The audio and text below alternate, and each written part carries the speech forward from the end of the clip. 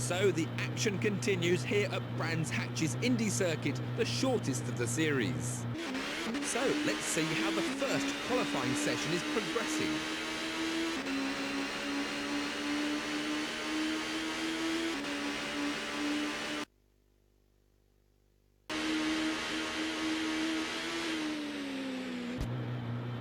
And that's not a bad session at all for the new Volvo driver. He qualifies in the top 5.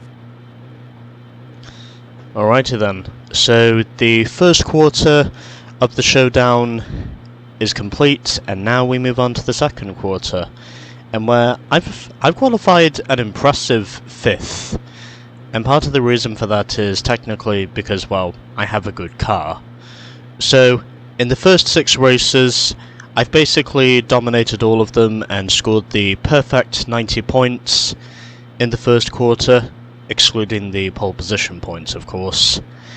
And I'm pretty sure this race is more or less going to be the same. So let's get on with round 7, which begins here at Brands Hatch, and got a reasonable start overall, able to limit the wheel spin as the 2 Renaults are just up into the lead, and a little bit of contact there with one of the Hondas, and looked as though there was going to be a potential pile-up in that corner there, but able to skate through the chaos and immediately up into second position, trying to see if I can tie the previous record I made with the Audi of 7 straight victories. Something which I can definitely say is potentially achievable, and it looks as though whoever that was, I think it was probably Plato there, who got forced off onto the grass on the exit. Anyways, down into Paddock Bend once again, and up the hill into Druids, as I almost lose control of this thing, but able to keep it under the wings.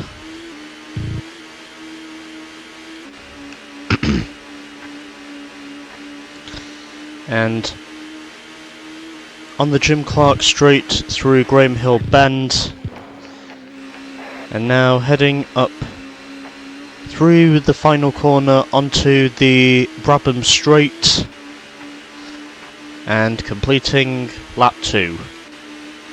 And during qualifying, one thing I can say about this thing is, well, this thing drove beautifully around this track during qualifying.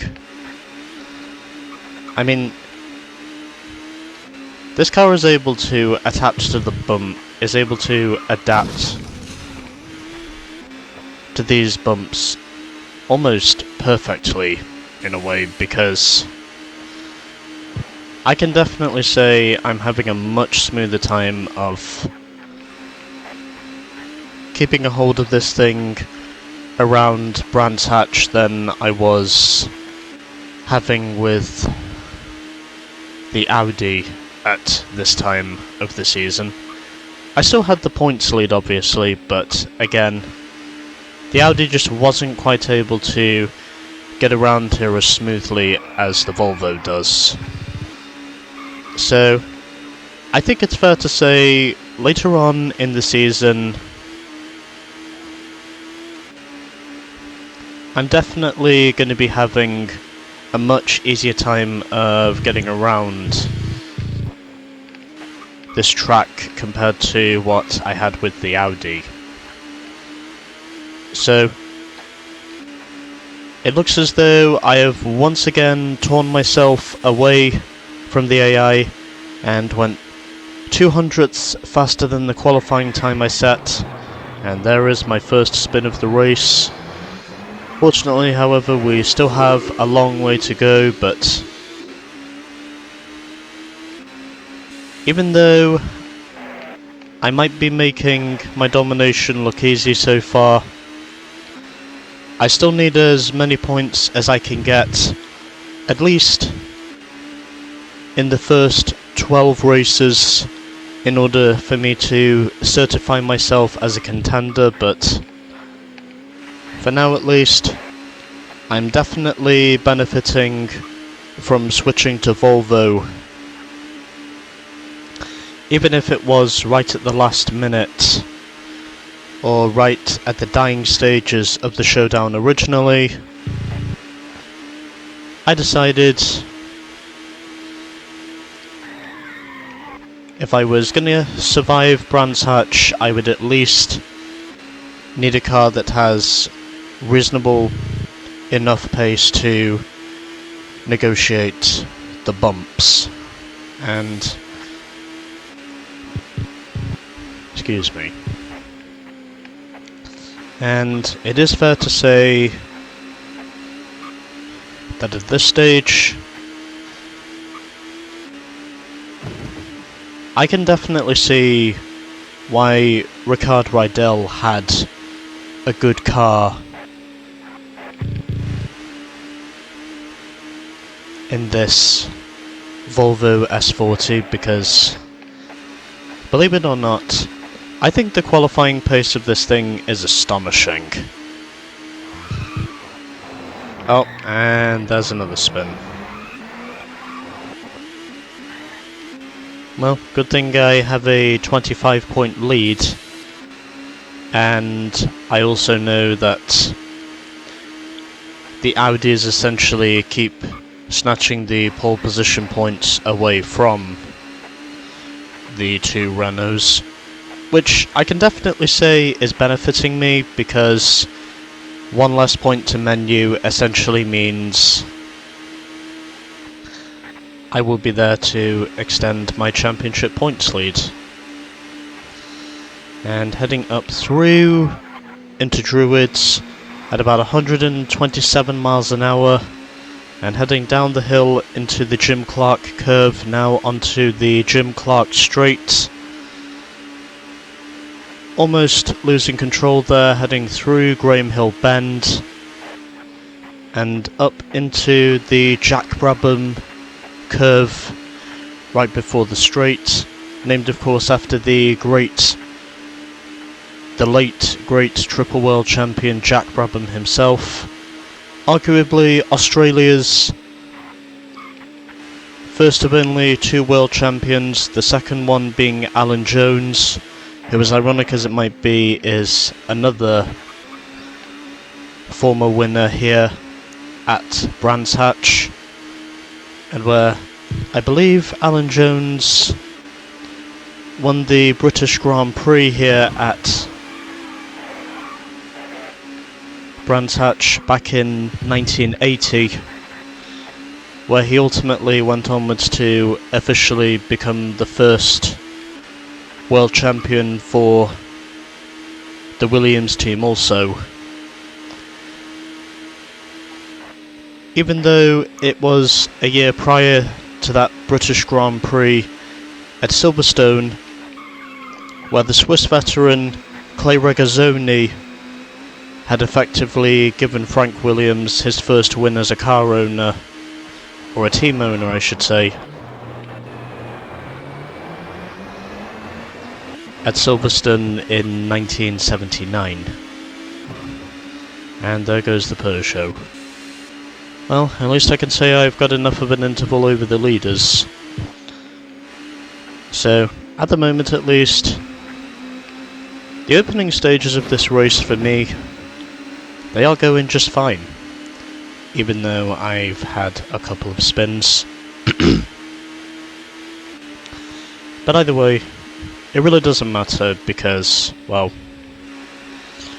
for any point menu does not gain on me during qualifying,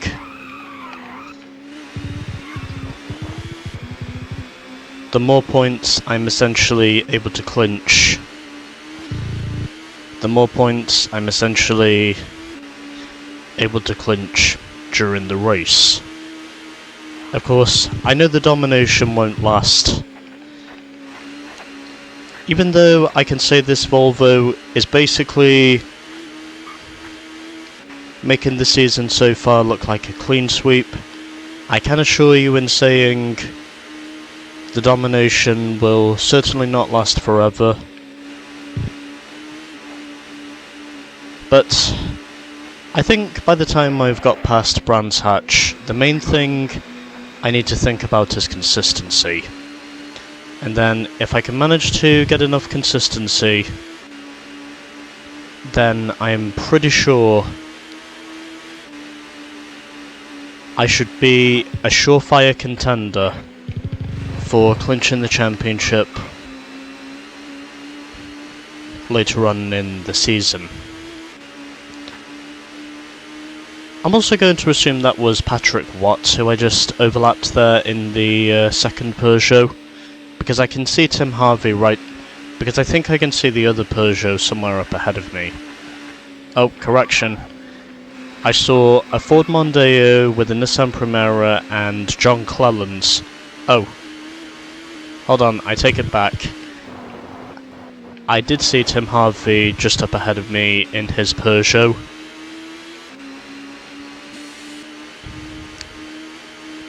Still, I wonder where Derek Warwick is running, because if he's running in the points, then I can definitely give him a shout out. Oh. I really thought for sure I was going to go straight into the pit wall there, but fortunately I didn't. Pretty sure it would be quite embarrassing if that did turn out to be the case, but either way. Anyways. Oh, I spun out one of the Fords. Oh well. Oh, hi Tim. Sorry, Tim.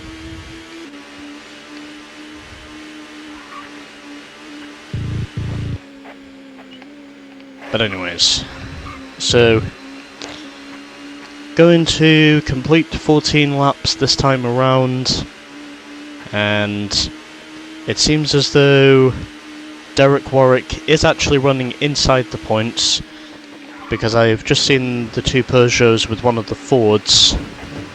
And Cleland getting a little aggressive there with Anthony Reid. And yep. And suddenly that just became annihilation.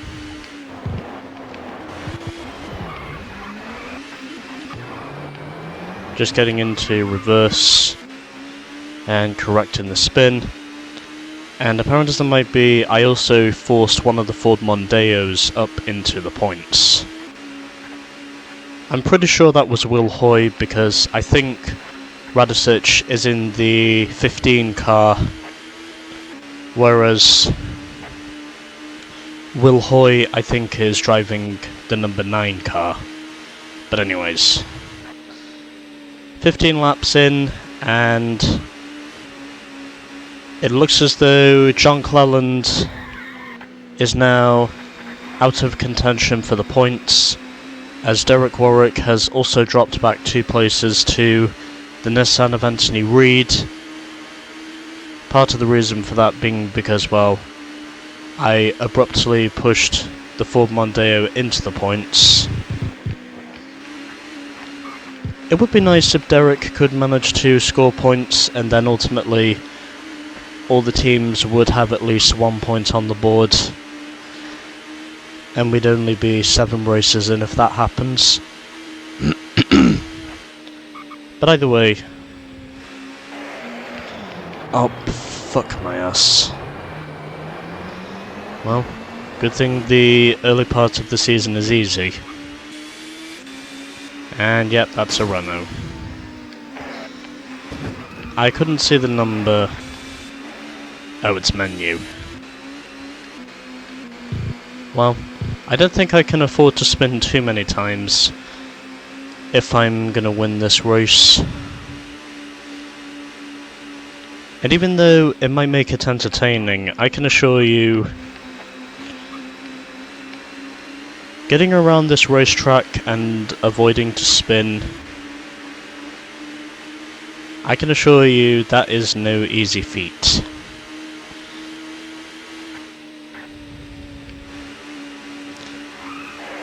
Oh, fuck my ass. Okay, I should just step on the brakes when I go through paddock bend. And now I just lost 3 positions, just like that. Well, anyways. Yeah, you know what? I'm gonna step on the brakes heading through Paddock Bend this time, because I just seem to keep spinning every time I try and go through the corner. And just had to punt Jason out of the way there so I could get back up to the leader menu. Can't really say I feel any contrition for that, because I knew the AI would more or less do the same thing to me anyway. As menu does try to shut the door on me, but it doesn't matter because my foot was already well in the door by the time he decided to block. It was inevitable to say I was going to repass him for the position.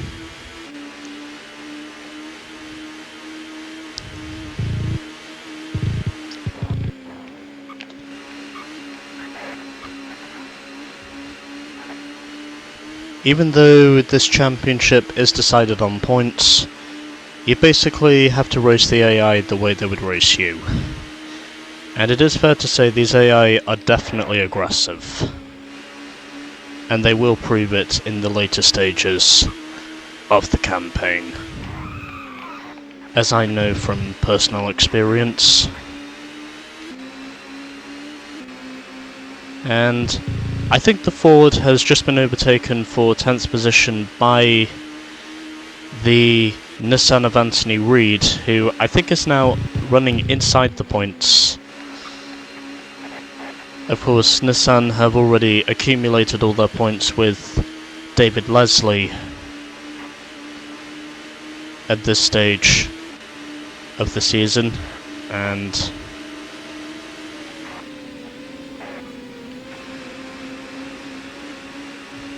able to maintain control heading into Paddock Bend. Now heading up into Druids once again and down the hill into the Jim Clark curve. Able to maintain control.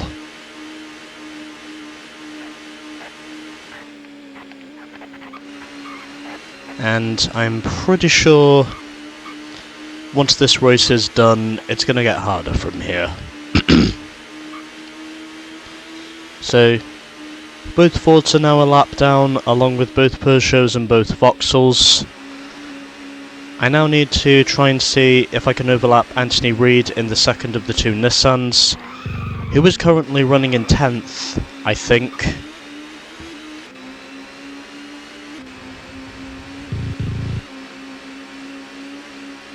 It is amazing to say that 7 of 8 teams have already scored points in the Showdown now. The only team I can say that's still yet to score at this stage is, in fact, none other than Vauxhall at this stage.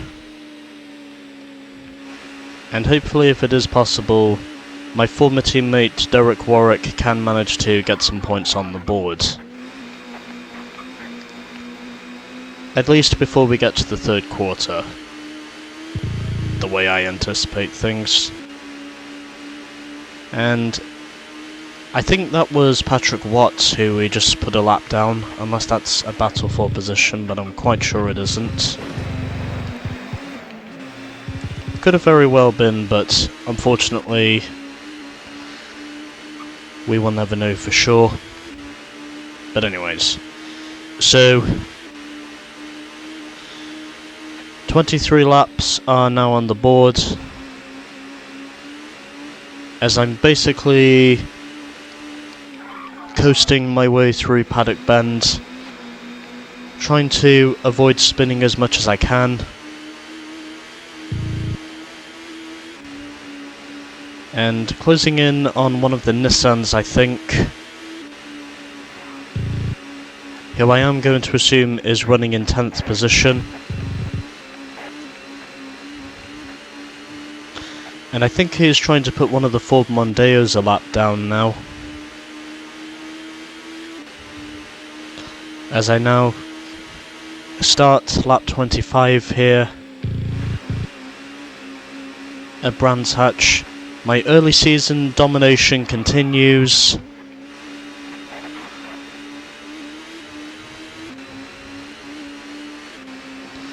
And I can see my teammate just up ahead, Calvin Burt, who clearly has a much slower car in comparison to the one I have, and basically spinning out Reed in the process just to make sure he does not hound my teammate for the position.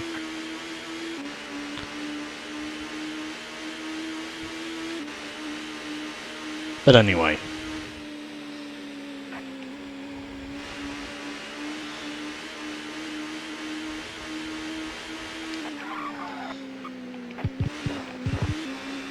I'm pretty sure that's not a fight for position,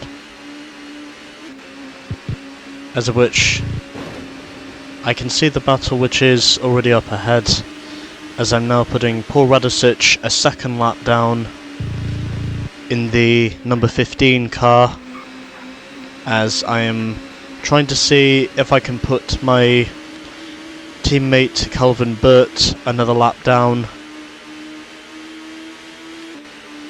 I can definitely say my Volvo certainly has some tremendous pace, both in qualifying trim and in race trim.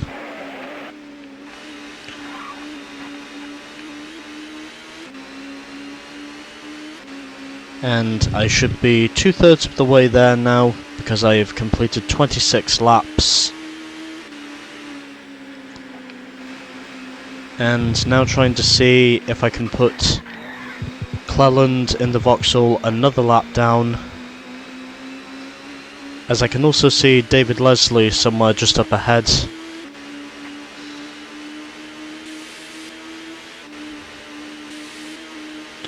And everything seems to be functioning normally with my laptop the way I see it, as I was testing the rear view camera. And I can see one of the Audis there, it looks like Bintcliffe, who I'm now trying to overtake for position.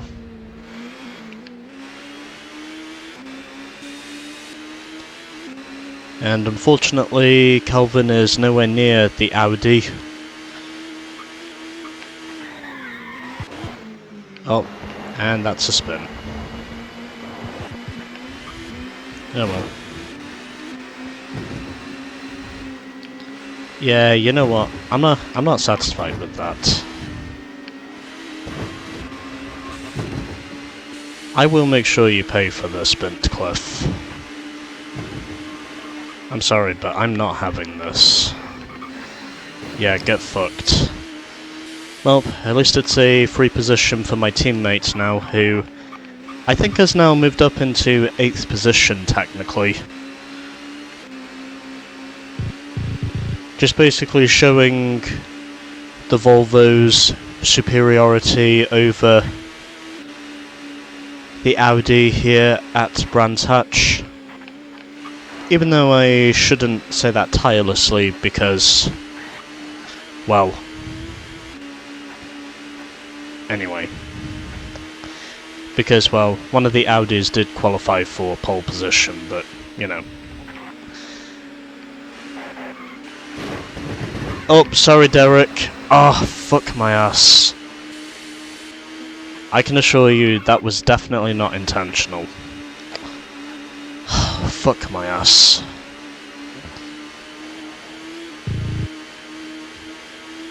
I am mad at myself now. Because I wrecked my former teammate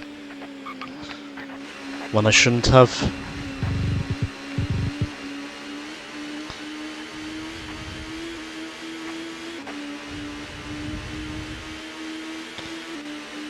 Anyways, 8 laps to go here at Brands Hatch in race 1. Looks as though the early season domination is going to continue for both myself and my tri-coloured Volvo S40.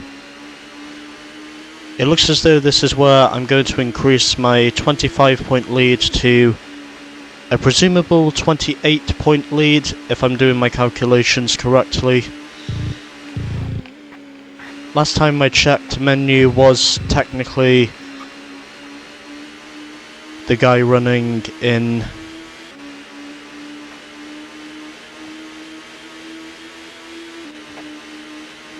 second position. And I can see one of the Nissans just up ahead. It looks like David Leslie, I think, in the leading Nissan.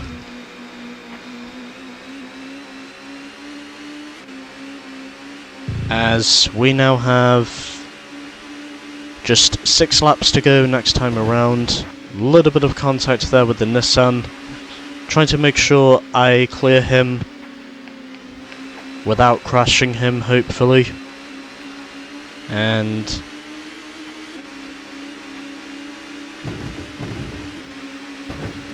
did a little upshift there just to make sure I wouldn't be caught out by the bumps.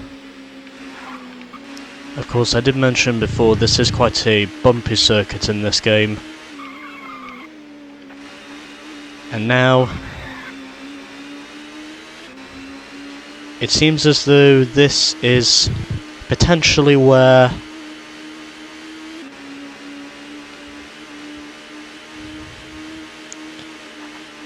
I can make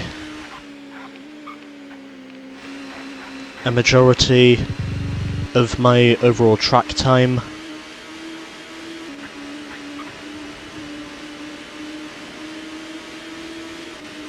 As I now put Will Hoy in the leading Ford Mondeo a second lap down now at the completion of 33 laps.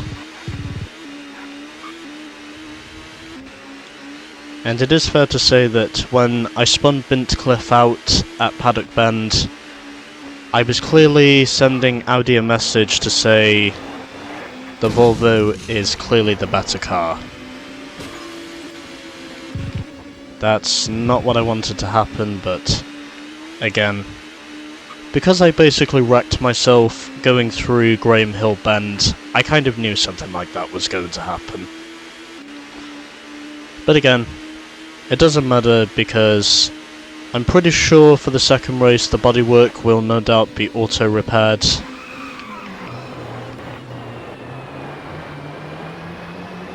And really don't want to be making these kinds of mistakes late on in the race. But it's fine, because I'm still leading. I don't see Menu in my mirror, so it is fair to say I will score my 7th consecutive victory here at Brands Hatch, making this a total of 105 points in the first 7 races. It is fair to say that this Volvo certainly has a will to win, and it also has a will to adapt to the Brands Hatch track surface. And I spun out David Leslie. Oh well. No wait, hold on. I think I just spun Anthony Reid out. That probably wasn't Leslie. Well, anyways. Just giving the Peugeot there a little bit of a nudge, as I am trying to negotiate the lapped traffic as much as I can. And got more back markers up ahead of me. And so, with only 2 laps to go now, it is fair to say I will survive to win yet again this season. Certainly showcasing the early season domination I've already built up.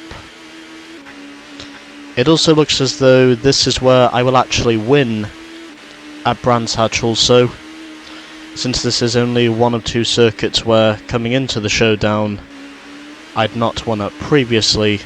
Well, unless you would account for the drive I put up with the Audi, but either way, doesn't matter, because in the Volvo, I've certainly had a much easier time negotiating the bumpy track surface here at the Brands Hatch Indy Circuit.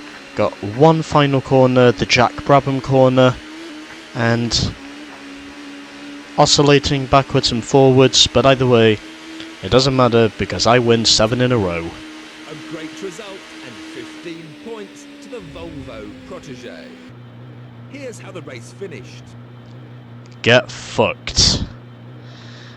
Menu didn't even finish the race in second, he finished it in third. So that's gonna now give me a 30-point lead technically, since Thompson finished in second. And unfortunately, Bintcliffe did manage to repass my teammate later on in the day. But I did try and see if I could give him some points. Also, John Cleland was only 2 seconds outside of the points. So it is fair to say Vauxhall could definitely get some points before the weekend's out, and then that'll technically mean all teams are now on the board with points. But still, Well, it's time I can definitely say for the day, so let's join the action. I was more dominant in that race than I thought I was going to be. But either way, it doesn't matter because another 15 points to me and a 30-point lead heading into the second race here at Brands Hatch. Is this annihilation? Maybe. But we won't know for sure until we get past race 2. So let's do that. On to race 2 here at Brands Hatch.